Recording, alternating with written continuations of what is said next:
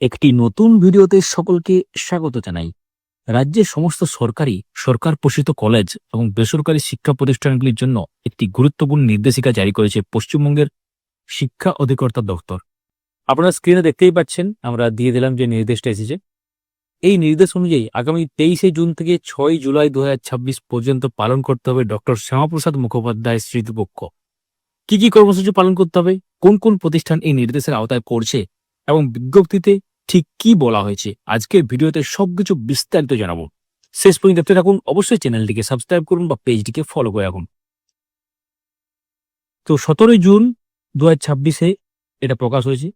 এই বিজ্ঞপ্তিতে বলা হয়েছে যে রাজ্যের সরকারি ও সরকার পোষিত কলেজগুলির পাশাপাশি বেসরকারি শিক্ষা প্রতিষ্ঠানগুলিকেও 23শে জুন থেকে 6ই জুলাই পর্যন্ত ডক্টর শ্যামাপ্রসাদ মুখোপাধ্যায় স্মৃতিপক্ষ পালন করতে হবে। এই সময়সীমার মধ্যে দুটি গুরুত্বপূর্ণ দিন রয়েছে। 23শে জুন ডক্টর শ্যামাপ্রসাদ মুখোপাধ্যায়ের মৃত্যুবার্ষিকী, 6ই জুলাই তার জন্মবার্ষিকী। এই দুই দিনকে কেন্দ্র করে প্রায় 2 সপ্তাহব্যাপী বিভিন্ন শিক্ষামূলক ও স্মরণমূলক কর্মসূচি আয়োজনের নির্দেশ দেওয়া হয়েছে। এই কর্মসূচির উদ্দেশ্য কি? বিজ্ঞপ্তিতে স্পষ্টভাবে বলা হয়েছে যে ছাত্রছাত্রী, শিক্ষক এবং শিক্ষাকর্মীদের মধ্যে ডক্টর শ্যামাপ্রসাদ মুখোপাধ্যায়ের জীবন, কর্ম, লেখালেখি, সামাজিক ও শিক্ষাক্ষেত্রে অবদান সম্পর্কে সচেতনতা বৃদ্ধি করাই এই উদ্যোগের মূল লক্ষ্য। কি কি কর্মসূচি আয়োজন করতে হবে?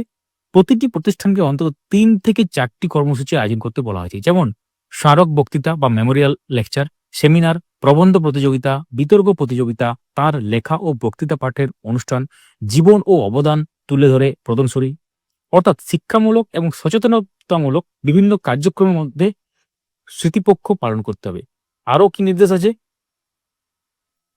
শুধুমাত্র অনুষ্ঠান করলে হবে না, প্রতিষ্ঠানগুলোকে বলা হয়েছে ডক্টর শ্যামাপ্রসাদ মুখোপাধ্যায়ের সম্পর্কে তথ্যভিত্তিক শিক্ষা সামগ্রী তৈরি করতে, শিক্ষা প্রতিষ্ঠানের মধ্যে সেই তথ্য প্রচার করতে, রাজ্য আর্কাইভসের নথি ও তথ্য ব্যবহার করে গবেষণামূলক উদ্যোগ নিতে, রিপোর্ট জমা দেওয়ার বিষয় কি বলা হয়েছে? বিজ্ঞপ্তিতে আরও উল্লেখ করা হয়েছে আয়োজিত কর্মসূচিগুলির জিও ট্যাগড ছবি, অর্থাৎ লোকেশন যে ছবি, প্রাসঙ্গিক নথিপত্র, কার্যক্রমের সংক্ষিপ্ত বিবরণ সংরক্ষণ করতে হবে ভবিষ্যতের রেকর্ড ও রেফারেন্সের জন্য, অর্থাৎ কার্যক্রমে যথাযথ ডকুমেন্টেশন রাখার উপরও বিশেষ গুরুত্ব দেওয়া হয়েছে। কারা এই নির্দেশের আওতায়? এই নির্দেশ মূলত সরকারি কলেজ, সরকার পোষিত কলেজ, বেসরকারি উচ্চশিক্ষা প্রতিষ্ঠানের জন্য জারি করা হয়েছে। তাই সংশ্লিষ্ট প্রতিষ্ঠানগুলির কর্তৃপক্ষের উচিত বিজ্ঞপ্তিকে ভালোভাবে পড়ে প্রয়োজনীয় ব্যবস্থা গ্রহণ করা।